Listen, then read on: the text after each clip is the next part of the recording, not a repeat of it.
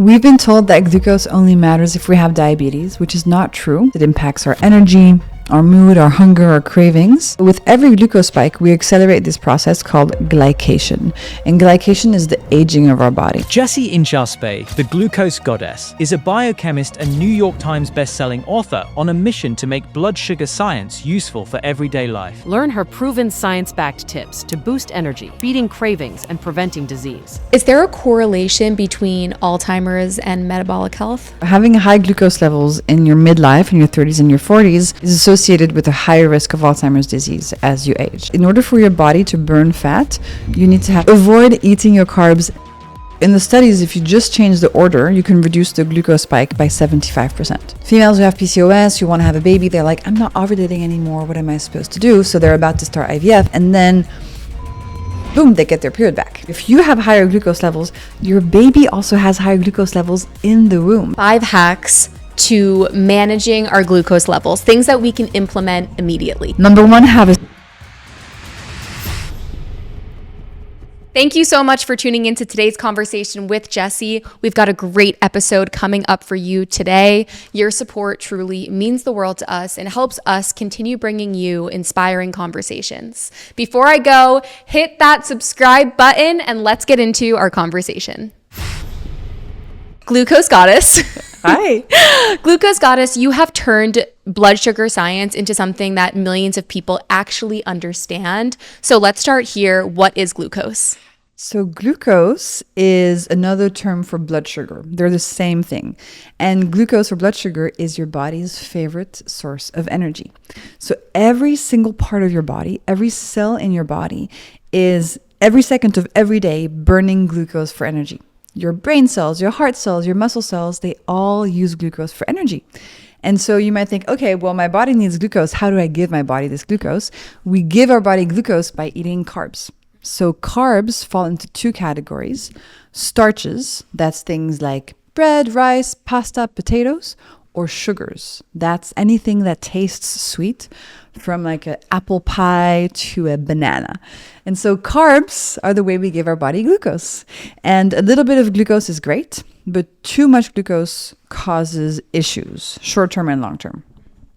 So before we get too far into glucose, for people that aren't as familiar with you, can you explain to me what you do for a living and how you would describe your job to somebody who's meeting you for the first time? For sure. So I'm a scientist, and my job that I've made up is to go through scientific studies that are published by scientists across the world and to sort of translate them into easy tips people could actually use. So I spend most of my time reading scientific studies and then thinking, okay, how can I communicate this to my readers and my audience so that they get a benefit from it? And there was an injury you suffered several years back that inspired this focus on glucose. Yeah. So I broke my back when I was 19, jumping off a waterfall, kind of a freak accident. And after this accident, I had a really hard time mentally. Like my mental health kind of went down the drain. And I had to figure out how to rebuild myself. And nothing helped me for a long time. And the first thing that helped me was putting on a glucose monitor. And I didn't expect it to help me. It just kind of did. And I saw on this glucose monitor, which is a device that sends 24/7 my blood sugar levels to my phone. I saw that the days where my blood sugar was more stable, my mental health was better. And that was the first time I found a clue between something I was doing and my mental health state. And so that opened my passion for the topic. And first, I did this research and this work to help myself. And then I realized it was very important, so I started to try to help others also. So I'm curious, when you had that back injury, were you unable to move your body in the way that you wanted to, which is why you were looking to ulterior things to kind of help you feel good? Great question. So for 2 weeks after the surgery, I was just in so much pain because I had all this new metal in my spine. I couldn't move. So I stayed in the hospital bed for 2 weeks, unable to move. But then actually, apart from losing a little bit of flexibility in my spine, which only shows up if I do like a, cat-cow yoga pose where I feel like I can't bend my back as much as the other people, other than that, I'm fine. And it actually taught me how important it is to have a strong core. So after my accident, I became much more into working out than before. So it actually helped, I think, my health overall, my physical health. So it was kind of combining this work that you're doing on yourself with your glucose monitor with physical movement. Yeah, the physical movement came first, and the glucose monitor actually, I found myself wearing one almost 10 years after my surgery. Wow. So I struggled for 10 years to figure out how to improve my mental health. And the glucose monitor was the first gate, the first clue. But it took me a long time to find something, yeah. And it's probably only through being a biochemist that you even were able to think to yourself, oh, maybe I'll try a glucose monitor. Totally. It's because I was curious. I didn't think anything would come of it, but I thought, oh, cool, I'm going to see the inside of my body and what's happening in real time. Like I thought it was cool, but I never thought it would help me so much. So before doing what you were doing now, you went to school, studied science, you're a biochemist. What were you focused on professionally before doing all of this?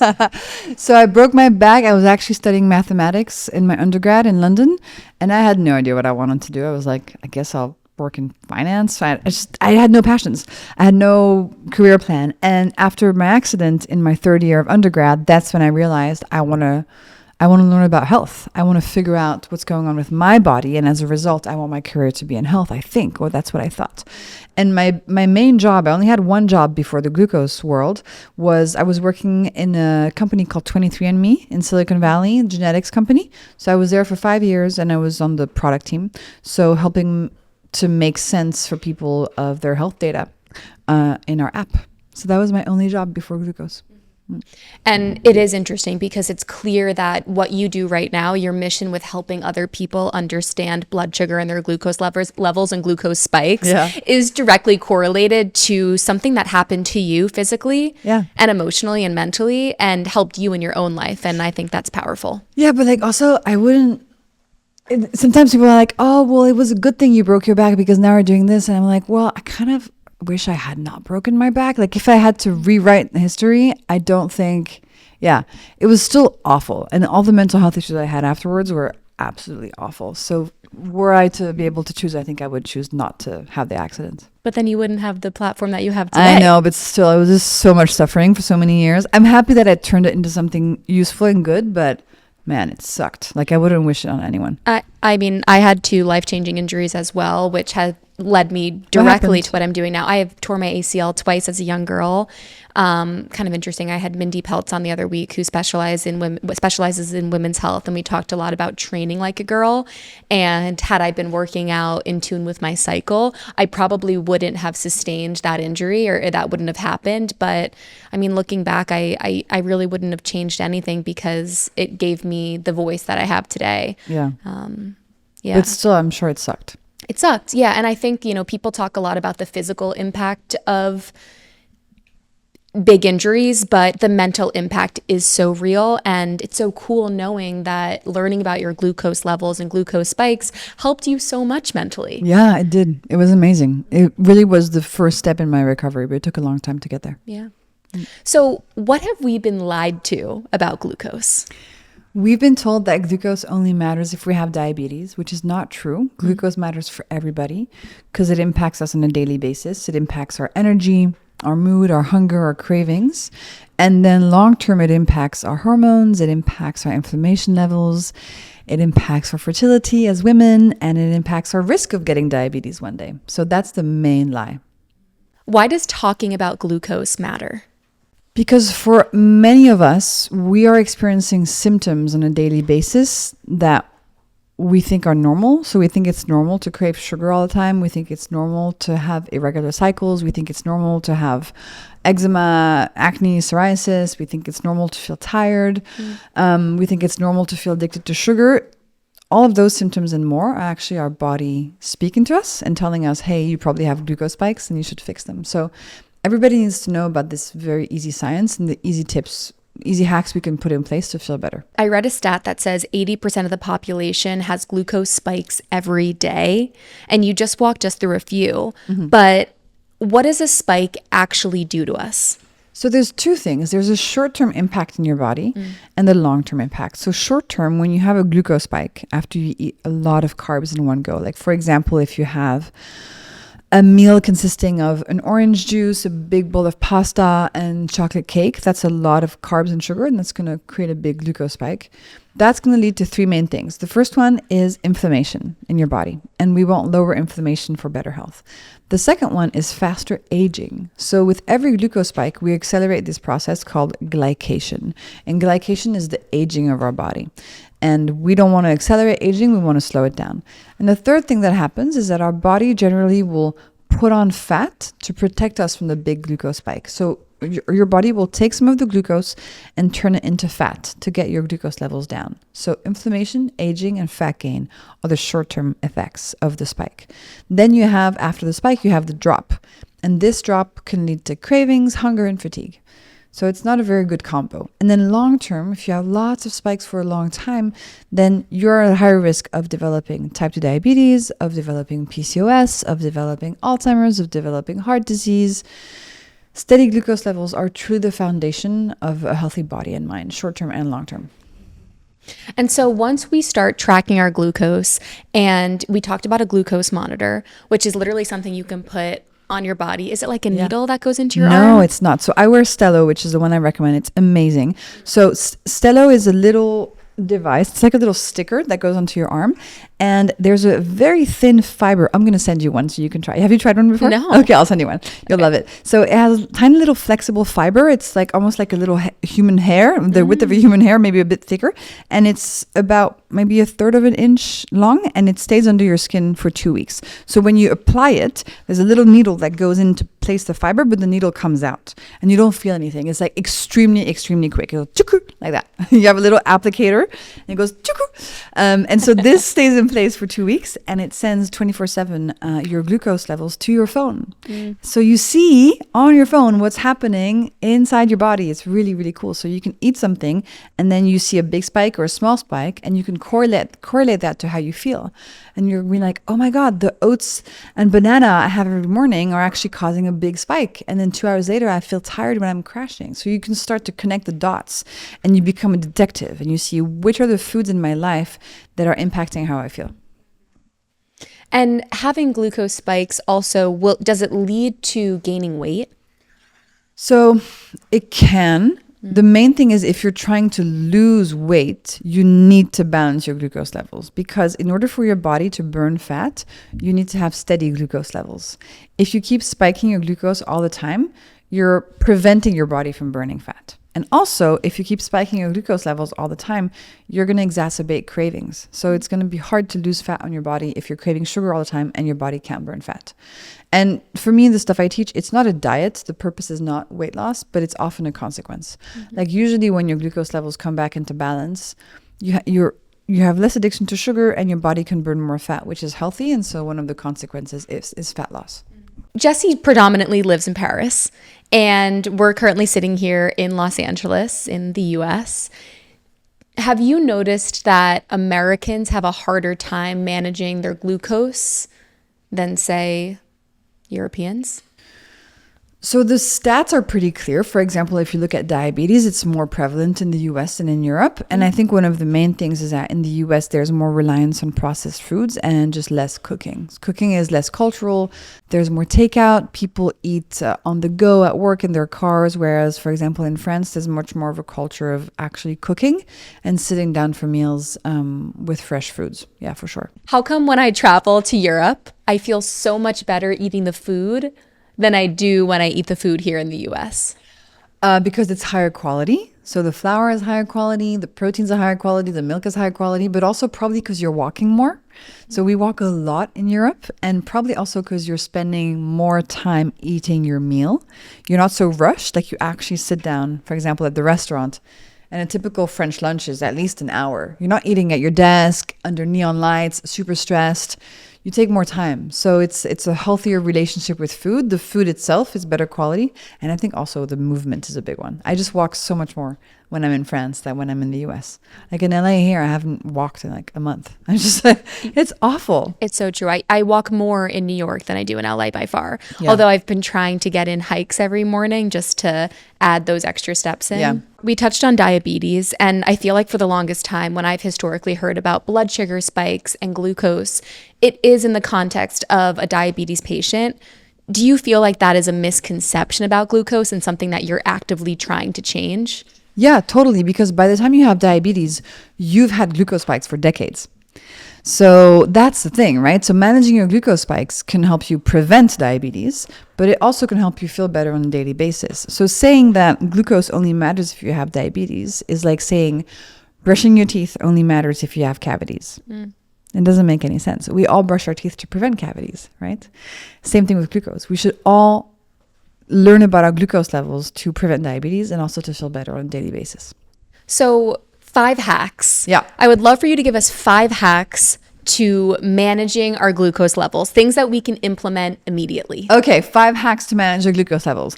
Number 1, have a savory breakfast built around protein. This is super, super key to having steady glucose levels all day. So omelette, Greek yogurt, leftover meat, fish from last night, whatever, protein is key. Second one, when it's easy, start your meal with vegetables. So I don't usually do this at breakfast because I don't really want veggies at breakfast, but you can if you want.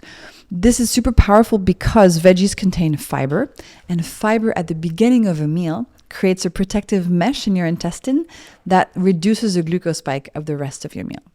Number 3, move after eating. After you eat something high in carbs, if you move your body, if you go for a walk, for a run, if you even just tidy your kitchen or do your laundry, movement is going to soak up some of the glucose from that meal into your muscles and reduce the spike. Number 4, vinegar. So vinegar is super interesting. If you have a tablespoon of vinegar in a tall glass of water, it can be any type of vinegar, apple cider vinegar, red vinegar, white vinegar, whatever you want. If you have it before eating, like 5 minutes before you eat, this can reduce the glucose spike of your meal by up to 30%. Just by adding the vinegar, because it slows down the digestion of carbs.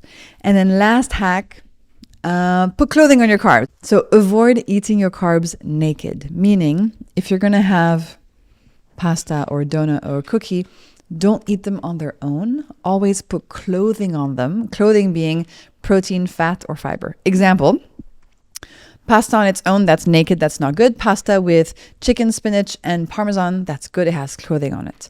Other example, cookie on its own, naked, not good. Cookie with 10 almonds, better, because that's clothing on the cookie.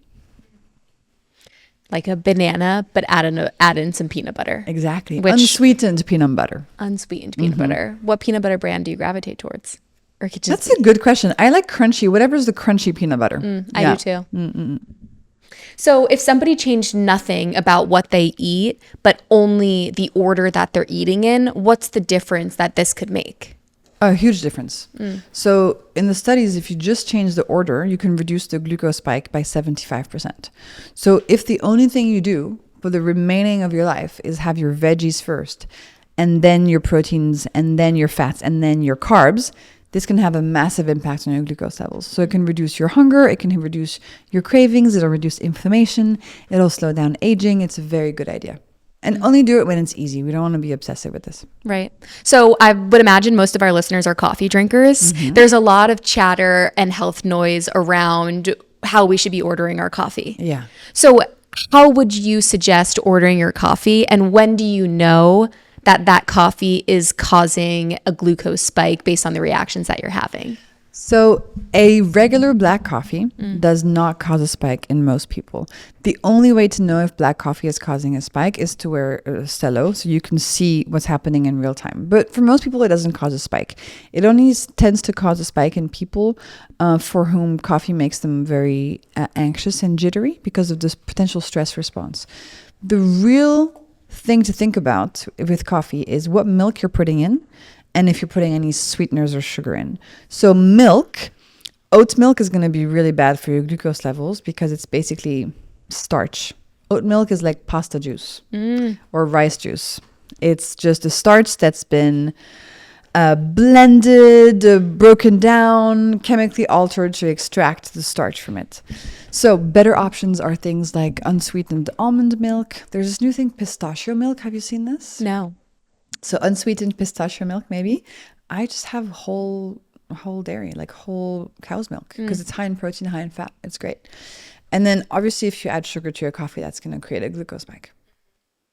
Do you get frustrated walking into an American grocery store and seeing all the marketing that goes on? Because there are a lot of oat milks out there on the market. When I'm walking through the, the milk aisle, the dairy aisle, I see so much marketing around certain milks kind of tempting you to purchase them, making you think that they're healthier than they are. Yeah, for sure. I think I'm angry at the food industry for all of the tricks they try to play on us, because most people want to feel good. Most people are buying oat milk because they think it's better for them. They're like, oh, this is plant-based, it's better for me, yada yada. But they don't actually know the truth, which is what molecules are inside. So yes, I've been endlessly frustrated and angry at marketing tricks that food companies use, for sure. But it's not just in America. Like, this happens in any supermarket in the world. What are you the angriest at? The label that says no added sugars. Because if you look, for example, at fruit juice is extremely high in sugar. One glass of orange juice has the same amount of sugar as a can of Coke. And for your body, they're exactly the same. The amount of the sugar in the orange juice is the same as the sugar in the can of Coke. But on a bottle of fruit juice, you can say no added sugar, because you haven't added any like white powdered sugar to the recipe. The sugar is naturally present. But when somebody sees no added sugars, they think it means low in sugar, but it does not. So that's the one that I hate the most. When you're at a supermarket checking out or picking up groceries at local markets in Paris, what can you most often see in your cart? Like, what are you gravitating towards in the aisles? Greek yogurt, hummus, avocados, lots of salads, salmon, chicken, lots of eggs, lots of Parmesan. I'm like addicted to Parmesan. Dark chocolate, rice, spaghetti. I love spaghetti. Some anchovies, some bananas, berries, peanut butter. So when you started tracking your glucose and began to reverse this cycle of spiking your glucose through the order of foods that you were eating and what you were eating, how quickly did you notice for yourself that you were able to reverse it? And then for our listeners, how quickly can they reverse it? I felt better pretty much immediately, because I switched from a sweet breakfast to a savory one. And you just feel fuller, you have better energy levels, and you feel more in control in your own brain. So that was really fast. Your glucose levels respond in real time to what you're eating, which is why wearing a glucose monitor is so interesting, because you see immediate change. You see exactly what's going on. Now, in terms of ridding, quote unquote, my body of glucose spikes and creating a stronger foundation, stronger baseline, I think it took me probably a month of the hacks to really feel like things were profoundly shifting in my biology. And for anybody who's interested in managing their glucose levels, you will feel a difference within a day when you apply the hacks, especially if you have been on a cycle of glucose spikes your whole life and you didn't know it. Are there any studies that show that? So the studies that we have are often association studies showing different diets and how they impact things like depression symptoms, anxiety symptoms, overall fasting glucose levels numbers. I would love for us to design a specific study, which is you just take two groups of people. One group puts on a glucose monitor, the other group doesn't. And then we give them lots of tests about how they're feeling, their inflammation levels, etc. But those are not yet very prevalent, no. So what I'm learning is that a lot of glucose spikes and glucose management, blood sugar management comes down to how we're fueling our bodies. But what we haven't talked about is stress on the body, whether it be physical or emotional. So how is stress impacting our glucose levels? So interestingly, stress from a biological standpoint often has a purpose. So back in the day when you were a hunter-gatherer and you felt stress, it was mostly because you were in danger, right? So maybe something was chasing you and you had to run really fast. And so your body's response to stress is often to release a lot of glucose into your bloodstream to make sure your muscles have access to energy to contract and run fast. And so sometimes when you feel stressed, you'll see a very big glucose spike on your Stello, because that's your liver releasing glucose into your bloodstream to fuel your working muscles. For example, one of the biggest glucose spikes that I ever saw was after one of the first conferences I gave. And it was like in front of 300 people, and I was super scared. And after the conference, I looked at my glucose monitor and I saw a massive glucose spike, even though I hadn't eaten anything. It was just my liver thinking I was in danger and releasing glucose into my blood to make sure I had energy to run away. So stress can impact us. And then chronic stress, which is also a big issue. So chronic stress can also make your body less good at managing your glucose levels. So you can be getting bigger spikes for the same foods in a period where you're stressed. Yeah, it's almost like when you're giving a presentation and in front of a big group of people, it's your body going into fight or flight mode. Yeah, totally. Absolutely. Yeah. Which is similar to the feeling that you mentioned previously when we were hunter and gatherers and an animal's chasing you. You get this big rush of adrenaline. So how do you balance that? Like, how do you manage that? Well, listen, sometimes you're going to be stressed, you know? Maybe you can't do much about it. I mean, if I speak just for myself, what's helped me be less stressed is just to do the stressful thing over and over again. So now you can put me in front of 10,000 people and I'm not stressed. But you know, several years ago, I was stressed about smaller presentations. I don't know.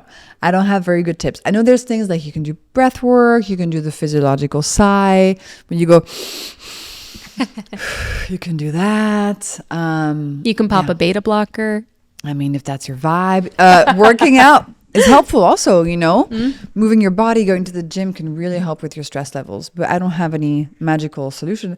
Sometimes you're going to get a glucose spike, and that's okay.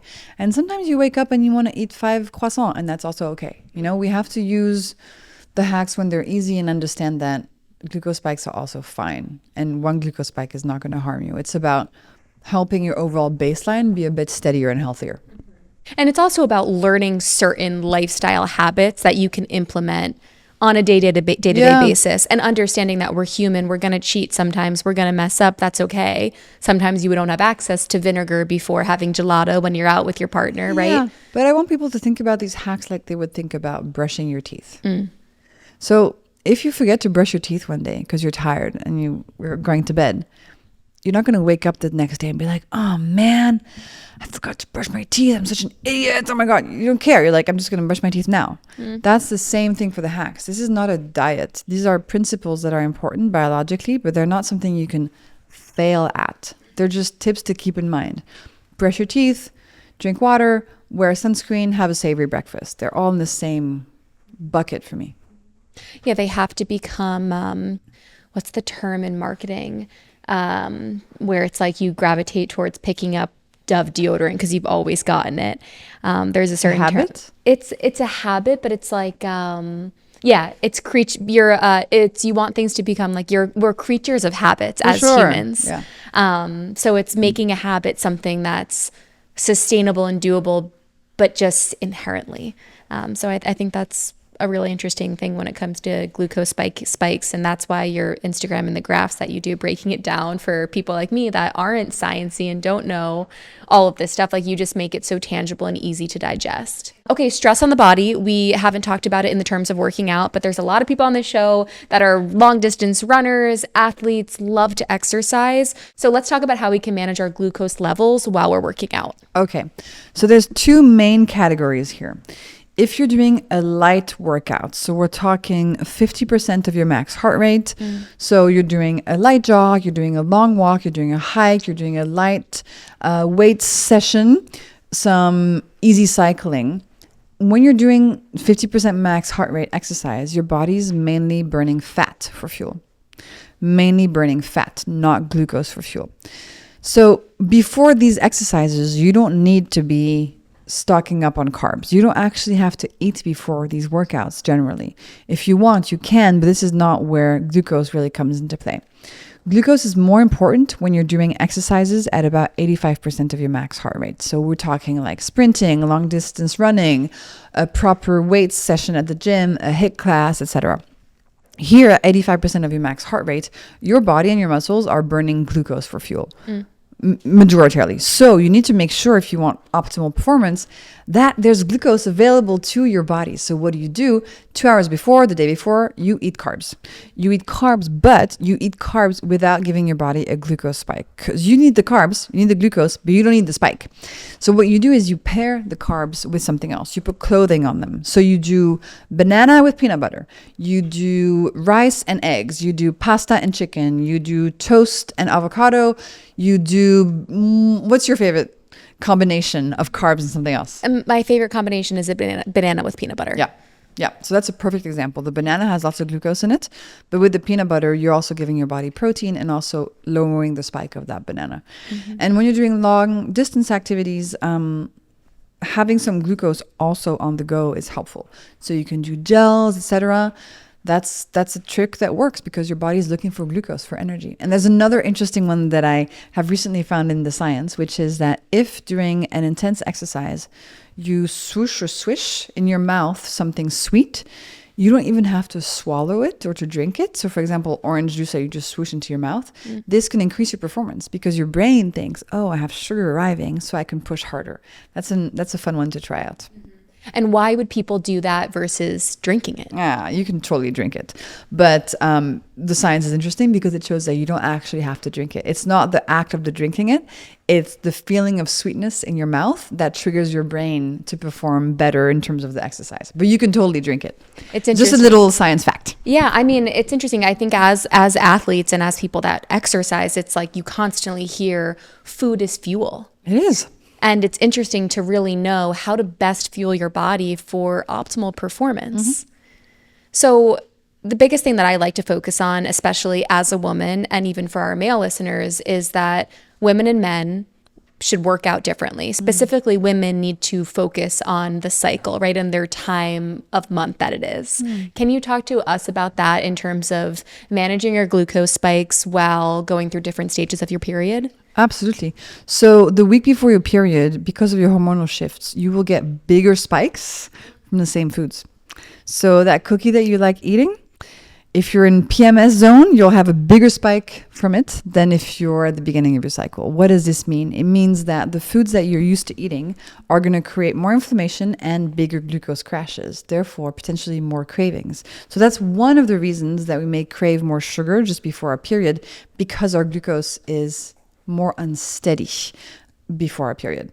And so in that case, what do? We use the hacks even more in the week coming up to our period to try to reduce the spike and crash induced cravings. So do you think it is important for women to understand where they're at in their cycle when it comes to tracking glucose? I think it is, but I think you don't have to do that. I would say if you apply the hacks all the time, it's going to be super, super helpful. I don't think you should just apply the hacks in the follicular or the luteal phase. I don't think that makes sense. I think these should become a baseline for everybody all the time. Okay, so it truly is for men and women, the hacks say universally the same. Absolutely, yeah. So what then would you tell women to do differently? Anything? No. Honestly, when it comes to blood sugar management and our glucose levels, men and women both use glucose for energy. I think it's why the hacks are universal and work better for everybody. I think, for example, if you look at menopause or if you look at pregnancy, then females have much different considerations. But apart from those parts of life, the hacks work the same for everybody. We talked about cardio, but how does muscle specifically help when it comes to managing glucose spikes? So muscles are your best friends when it comes to glucose because your muscles are going to soak up glucose from your bloodstream after a glucose spike. So the more muscle mass you have, the smaller glucose spikes you will have. That's why we see that having higher muscle mass leads to a lower probability of developing gestational diabetes, which is the diabetes of pregnancy. Glucose spikes will be smaller if you have more muscle to soak up the glucose you just ate. Yeah, and I'm really excited to talk about your book that you recently wrote. So guys, I have it right here. It's called 9 Months That Count Forever: How Your Pregnancy Diet Shapes Your Baby's Future. You recently wrote this book. It's very helpful for women that are pregnant, including myself. Yay. So I want you to break down this book for us and the core principles that you wrote about. So one thing to know is that in pregnancy, there's a huge gap between what science knows and what parents are actually told. And I experienced this firsthand. I was like, why is this not being discussed? So this book has 4 simple pillars that if you apply them during pregnancy, you're going to help your baby develop in a more optimal way. Because when you're pregnant, your diet is actively influencing your baby as he or she is developing in your uterus. And you have so much more power than you've been told. So number 1 is glucose. So during pregnancy, it's important to use the glucose hacks and to manage your glucose levels because your baby is connected to your bloodstream. So if you have higher glucose levels, your baby also has higher glucose levels in the womb. And your baby also registers glucose spikes.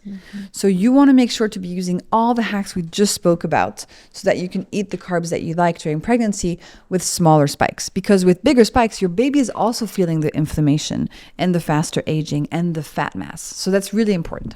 Second one is choline. Okay, choline is amazing. Choline forms your baby's brain and your baby's brain cells. And most of us don't eat enough choline during pregnancy. Choline is found in eggs, in animal foods like chicken, salmon, meat, and also in some plant foods, but really the animal foods are the best source. And 90% of pregnant moms today are eating a diet that is not giving them enough choline. 90% of moms during pregnancy. So what do you want to do? The easiest way to get enough choline is to eat 4 eggs a day. That gives you all the choline that your baby needs for optimal brain development. You can also take choline supplements if you don't have eggs. And then if you make sure to have a good animal protein source at every meal, you're probably going to reach that. But honestly, eggs are a superfood during pregnancy. So I had so many freaking eggs. I probably had like 1,000 eggs over the 9 months of pregnancy because I really wanted to get enough choline. So choline is really key and important. For example, there are some scientific studies that have been done where moms are given a choline supplement during pregnancy. And some moms are given double the choline supplement. And they find that in the moms that had the most choline, the baby in the first year of age had a faster reaction time when he was put in front of a test on a computer, a standardized test that measures reaction time because that's linked to adult IQ. So they saw that in the moms that had the most choline supplementation, the babies had a 10% faster reaction time to this test after birth in their first year of life. So the amount of choline you eat will directly impact your baby's brain development. And we want to make sure we give our baby as much choline as possible in the womb. So even if it's something that you're not eating, could you can take a supplement, like a pill, kind of like you take an iron supplement or your prenatal every day? Yeah, absolutely. So in the book, I explain exactly what supplements to look for, but you can take a choline supplement for sure.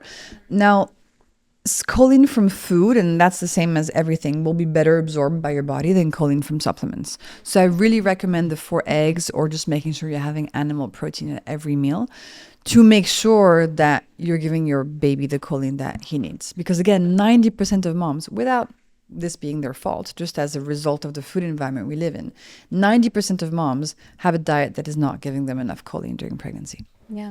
And this is something that, for example, the American Association of Pediatrics has called, an emergency, but nobody talks about it. So we really, really have to make this information more widely known.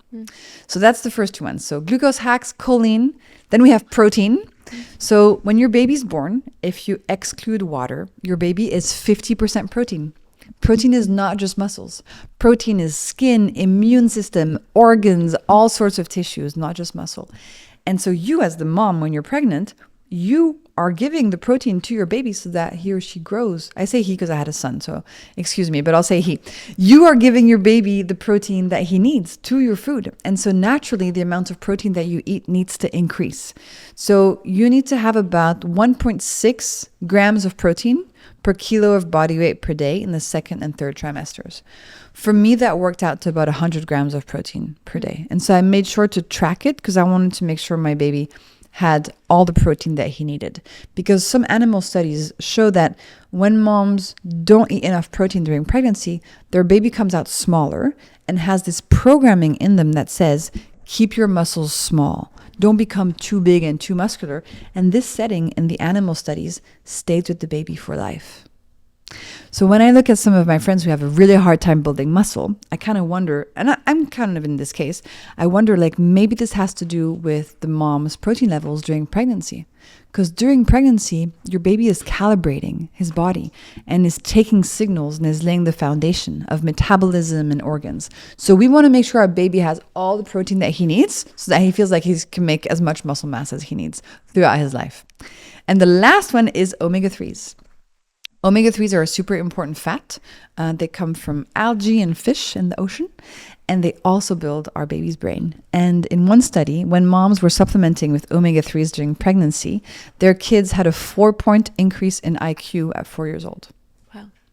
So I had fish 2 or 3 times a week, and I supplemented every day with 2 grams of omega-3s. And this is most important in the 3rd trimester of pregnancy, which is when most of the brain formation happens. But you want to try to get your omega-3 levels up as early as possible because they get stored in your body. So to recap, glucose hacks for glucose levels, because also pregnancy can increase sugar cravings. So the hacks are even more helpful then. Glucose hacks, 4 eggs a day or animal foods or choline supplement for choline. Enough protein, and then omega-3s through fish 3 times a week or a supplement. And in the book, I have all the details about how you can find the right supplement. It's amazing how we're fueling our body and managing our glucose levels and the supplements that we're intaking while the baby's in utero really does have a long-term effect on that child's life. Yeah. And it's a moment of outsized impact. It's a little bit like when you plant a seed in soil. The soil that you choose is going to co-create that tree's plan, right? The seed has a plan. I want to be a majestic apple tree. But depending on the soil that the seed is in, well, the tree is going to adapt and grow bigger or a bit smaller. And it's the same thing. As the mom, we are, in essence, our baby's soil. And so the more information we have on what we can do, because the food system is failing us, the more information we have on how we can navigate the food system to give our body the very important nutrients, the more chances our baby will have to be able to develop as optimally as he wants. How are you feeling in your pregnancy? What's your diet like? My diet I feel like I'm like training harder than I ever had in this pregnancy. And when I say training, I don't mean physically, but I mean literally what I'm eating and the fuel that I'm putting in my body. Like I would say typically pre-pregnancy, I've always been healthy, but I've never been so health conscious. And now I am so health conscious because of exactly what you're saying. I want to make sure I'm giving this baby everything it needs. You know, I want to make sure I'm giving it enough iron and just everything that you aren't typically as focused on pre-pregnancy. It's just become so much more important. So I've heard a lot of women say, you know, being pregnant, it's the hardest 9 to 10 months of their life. And that's because you really have to be so focused on what you're putting in your body and how you're treating your body. You know, it's like physically I'm doing a lot less. Yeah. And then the first trimester, I don't know if you were nauseous. I was extremely nauseous. So I couldn't do any of these things for the first 4 months. Oh, you couldn't follow the guidelines? I couldn't follow anything that I was learning in the science. The first 4 months were basically just pastries. It was awful. That's the only thing I could stomach. So the first trimester can be hard, but if you don't feel nauseous, it's a great idea to start these things as early as possible. Yeah. And I feel like also I have a friend who's pregnant at the same time as me, one of my best friends, and she was super nauseous actually throughout her entire pregnancy. She's nearing the end and she's still really nauseous. She's sick almost every day, which can happen too. I think a lot of people say like you're just nauseous during your first trimester, which think of that as a blessing because some people really are nauseous all the way through. Yeah. And what she constantly says is, you know, I'm putting the right fuel in my body to an extent because she has to eat a little bit more bland due to the nausea. But what she gets so upset about is feeling like she's not fueling her body enough for the baby. And I think it's also important to remember that babies are like parasitic and they take from you what they need. But that's a myth. You really? Yeah. Your baby will not take what he needs. Your baby will take what he can. So if there's not enough choline or omega-3s, your baby will not be able to get all the amount that he needs. And that's one of the biggest myths. So your baby will take some stuff, you know, but with a certain limit. So your nature will always prioritize the mom at the end of the day. So your baby will not be able to take all of your choline reserves or all of your omega-3 reserves or all of your protein reserves Babies are extremely resilient and your baby will be fine. But that last little bit of optimization will not happen if you're not able to give and to have in your diet all the stuff that you need. And this is not the mom's fault. It's just a consequence of the fact that we're eating food that is very poor in nutrition. We don't eat organ meats anymore. We eat processed foods. We eat sugar, etc. And in some cases, you're nauseous the whole way through. And in that case, you just have to do the best you can, you know? Babies are resilient. I was born to a mom who basically only ate sugar in her whole pregnancy, and I'm fine. But when we have information and when we can act on it, why not? Yeah, it's like, why not give that child the best possible nutrients you can, knowing what we know now? Yeah, but it's a lot of pressure. It's a lot of pressure for sure. And I hope this can help people navigate the pressure easily. And for our men listening, listen up, because you need to make sure your wife, if your partner is pregnant, is fueling her body right. Yeah, read this book and be in charge of all the cooking and the grocery shopping. This is not the female's fault. If you're a man, read the book and do all the shopping, do all the cooking so that your partner has all the food that she needs. Because, you know, babies develop in the bodies of women, but it's our entire society that needs to be in charge of making sure women have access to the right foods. Well, isn't it also true that morning sickness, or is this a myth? Morning sickness and nausea in pregnancy can also often come as a byproduct of the male sperm and what they're putting in their body? I have not found conclusive evidence about this. Mm-hmm. It seems that morning sickness is more related to hormones that the placenta itself is producing and the embryo itself is producing. I haven't seen any evidence that says it's the guy's fault. No. Okay. But if you have any studies about this, please send them my way. I would love to see. But regardless, it's important for men and women to be making sure you're fueling your body right. And, you know, coming off of pregnancy, like, I think one of the things that has fundamentally shifted for me in this pregnancy, while I really have been eating super healthy, training my body physically the right way, gently, and just kind of doing everything as right as I possibly can. I've been doing so much research. And for me, it's now going to extend, like, what I'm doing now, it isn't going to change post-pregnancy. Yeah. You know, because I want to have more babies. Obviously, like, we want to grow our family. And I've just found it to be so important to kind of be training for life and using this pregnancy as a really good way to introduce these habits, because I do have PCOS, and PCOS is commonly coincides with some infertility issues. Mm-hmm. So I'm curious, like, you know, what are your thoughts on PCOS and infertility and how they relate to glucose spikes and glucose management? So PCOS is one of the leading causes of infertility in females. And PCOS, I mean, I'm sure you know this by heart, but it's an umbrella term that relates to many different symptoms. And so the symptoms that fall under the PCOS umbrella are missed periods, lack of ovulation, acne, losing hair on your head, having high testosterone. I have every single one of those, by the way, guys. There you go. So poster child. But these are the symptoms of something else going on within. And in 70% of PCOS cases, you also see high insulin levels. Do you know if you have high insulin levels? I think I do. Okay. So that means that the high insulin levels are then impacting downstream hormones and likely leading to those symptoms. So it's the high insulin that we have to take care of. So why does one have high insulin levels? Insulin is a hormone in charge of reducing glucose spikes. Mm. So when you have a lot of glucose spikes, you have a lot of insulin present.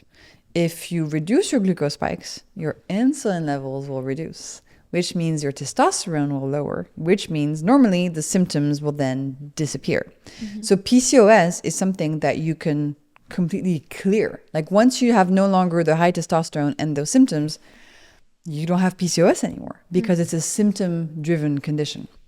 So it could be interesting. I'm not sure what you've done so far, but like, if you wear a Stello and you look at your glucose levels, you might be able to see that some of the foods that you're eating are actually causing lots and lots of spikes, which could be one of the reasons you have high insulin, which could then be leading to the downstream PCOS. Mm. And that's why I've seen a lot of readers of mine, females who have PCOS, who want to have a baby, they're like, I'm not ovulating anymore. What am I supposed to do? So they're about to start IVF, and then they reduce their glucose spikes, which reduces insulin, and boom, they get their period back. Mm-hmm. So it's very important, if you have PCOS, to look at insulin and glucose. You can ask your doctor to do a fasting insulin test and a fasting glucose test. And I talk about this in the book, like how to then take that to figure out where you're at. And this will give you information on whether the PCOS is being driven by high insulin, in which case lower your glucose spikes as the first step.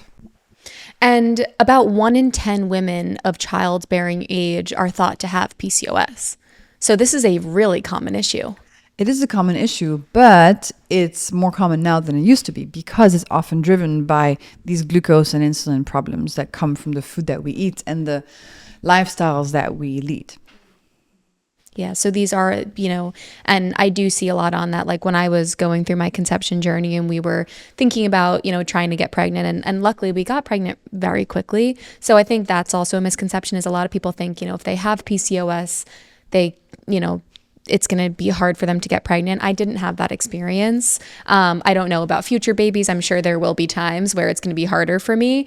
But it is nice knowing that there are ways you can fuel your body to reverse PCOS. Yeah, absolutely. And it's so rarely talked about because I feel like doctors constantly put us on different medications for it.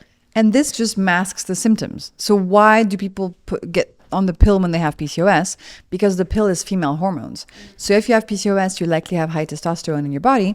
So by adding female hormones, you're bringing back the balance a little bit. So testosterone to female hormones balance is a little bit better. But then if you stop the pill because you want to have a baby, bam, testosterone is again on overdrive. And therefore you have those symptoms and you can't get pregnant. Yeah, and I like that it's still so simple. We just go back to our 5 basic hacks that we talked through in the beginning of this episode, and you start implementing those immediately. Yeah, and my first book called Glucose Revolution goes through all of these hacks, talks about PCOS also, and can be a really good guide if you want to get onto the steady glucose journey.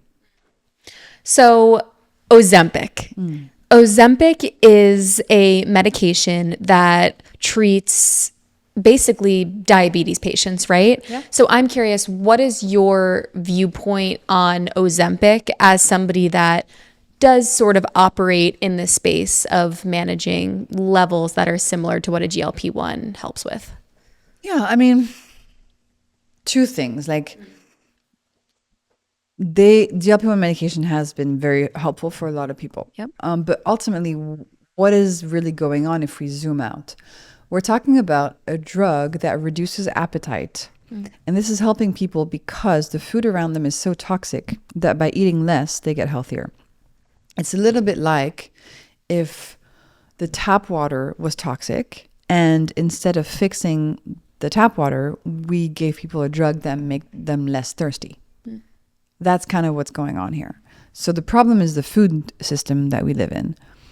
This is helping people navigate the food industry, but it's not solving the underlying issue. And in fact, people don't have a GLP-1 deficiency, right? That's not what we're fixing here. So what's going on is that when people stop the GLP-1 drugs, they often gain all of the weight back. And when they're all on the drug, if they're not eating enough protein, they're going to be losing a lot of muscle mass. So if you're on Ozempic or any of the other ones, it's really important to eat enough protein to maintain your muscle mass so that you don't end up in a situation with lower muscle mass at the end. Yeah, it's really important. And I feel like you see it in all the ads for these medications. But the most important thing really is to, if you're taking one of these medications, complement it with healthy lifestyle changes. Yeah, absolutely. And a high protein, 100 grams a day is a good goal. And weightlifting if you can. Yeah. Is there a correlation between Alzheimer's and metabolic health? Yes. So having high glucose levels in your midlife, in your 30s and your 40s, is associated with a higher risk of Alzheimer's disease as you age. And Alzheimer's sometimes is called type 3 diabetes because what we see in the brains of people with Alzheimer's is high insulin levels, insulin resistance, and inflammation and glycation, which are things that are consequences of high glucose levels. So it's a complicated disease for sure, but we're starting to understand there are real roots in our glucose levels, our insulin levels, and our metabolic health. So if we want to put all the odds in our favor for a healthy brain as we age, managing glucose levels early in life is a really, really good place to start.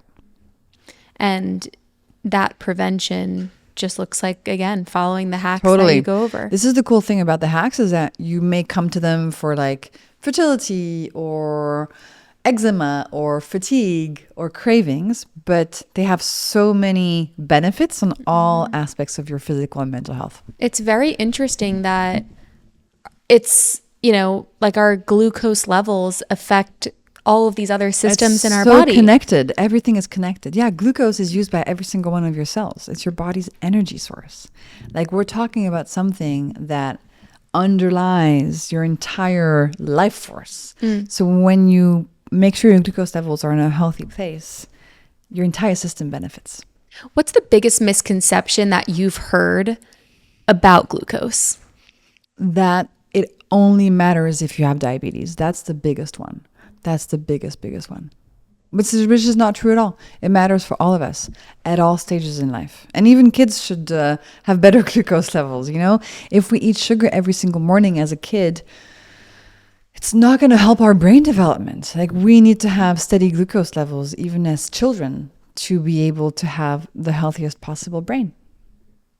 I feel like we need glucose goddess snacks Yeah. at the supermarket, like little pairings, like a little shot of vinegar with a side of a cookie. I love it. That's cute. You know, just like an easy grab and go situation. I love it. That's a good idea. So if you could change one thing about how people think about glucose, energy, and health overall, what would it be?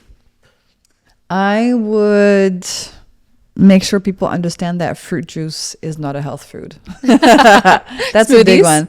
Smoothies, if they contain protein and fat, are fine, but just fruit smoothies, that's a big glucose spike. You don't want that. Everybody listening, you need to go follow Jessie, Glucose Goddess, on Instagram if you want to learn more about managing your glucose spikes. Also, if you're pregnant, pick up this book. It is going to be your Bible. 9 months that count forever is the 9 book. months that count forever. Thank you so much for sitting down with us today. Thank you for having me.